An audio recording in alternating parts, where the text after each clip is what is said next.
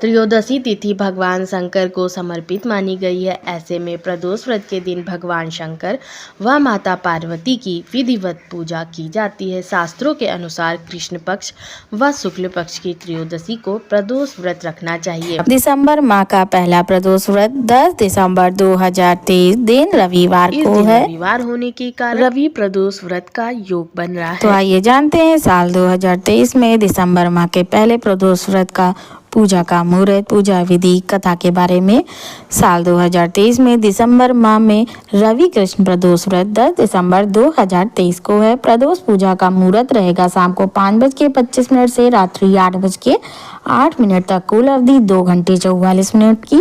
त्रयोदशी तिथि का प्रारंभ 10 दिसंबर 2023 को सुबह 7:13 पर हो रहा है और त्रयोदशी तिथि की समाप्ति 11 दिसंबर 2023 को सुबह 7:10 पर है। प्रदोष काल का धार्मिक महत्व। किसी भी दिन सूर्य के सूर्यास्त और रात्रि के संधि काल को प्रदोष काल कहा जाता है। जिस प्रदोष काल को भगवान शिव की पूजा के लिए सबसे उत्तम माना गया है, उसके बारे में पौराणिक मान्यता है कि इस काल में भगवान शिव ने विष का पान किया था और नीलकंठ कहलाए थे। मान्यता यह भी है कि इसी प्रदोष काल में देवों के महादेव कैलाश पर्वत में प्रसन्न मुद्रा में नृत्य करते हैं। मान्यता यह भी है कि एक बार चंद्र देवता को क्षय रोग हो गया था और भगवान शिव ने उन्हें इससे जिस दिन मुक्ति दिलाई थी वह त्रयोदशी तिथि यानी प्रदोष वाला दिन था। प्रदोष व्रत की पूजा विधि। भगवान शिव की साधना से जुड़े इस व्रत को करने के लिए त्रयोदशी तिथि को प्रातःकाल सूर्योदय से पहले उठकर स्नान ध्यान करना चाहिए।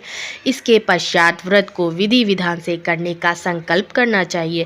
फिर भगवान शिव को गंगा जल और पंचामृत आदि से अभिषेक करने के बाद विधि विधान से पूजन करना चाहिए। दिन में शिव मंत्रों का मनन करते हुए सायंकाल एक बार फिर सूर्यास्त से पहले स्नान करके प्रदोष काल में भगवान शिव का 1600 उपचार तरीके से पूजन करें। कथा वाचन करना चाहिए। इसके पश्चात शिव जी की आरती प्रसाद वितरण करने के बाद सबसे अंत में स्वयं प्रसाद ग्रहण करें। रवि प्रदोष व्रत की कथा। एक ग्राम में अति दीन ब्राह्मण निवास करता था। उसकी साध्वी स्त्री प्रदोष व्रत करा करती थी। उसे एक ही पुत्र रत्न था। एक समय की बात है वह पुत्र गंगा स्नान करने के लिए गया। दुर्भाग्यवश मार्ग में चोरों ने उसे घेर लिया और वे कहने लगे कि हम तुम्हें मारेंगे नहीं, तुम अपने पिता के गुप्त धन के बारे में हमें बतला दो। बालक दीन भाव से कहने लगा कि बंधुओं, हम अत्यंत दुखी दीन है, हमारे पास धन कहाँ है। तब चोरों ने कहा कि तेरे इस पोटली में क्या बंधा है। बालक ने निसंकोच कहा कि मेरी माँ ने मेरे लिए रोटियां दी हैं। यह सुनकर चोरों ने अपने साथियों से कहा कि साथियों, यह बहुत ही दीन दुखी मनुष्य, अतः हम किसी और को लूटेंगे। इतना कहकर चोरों ने उस बालक को जाने दिया। बालक वहां से चलते हुए एक नगर में पहुंचा।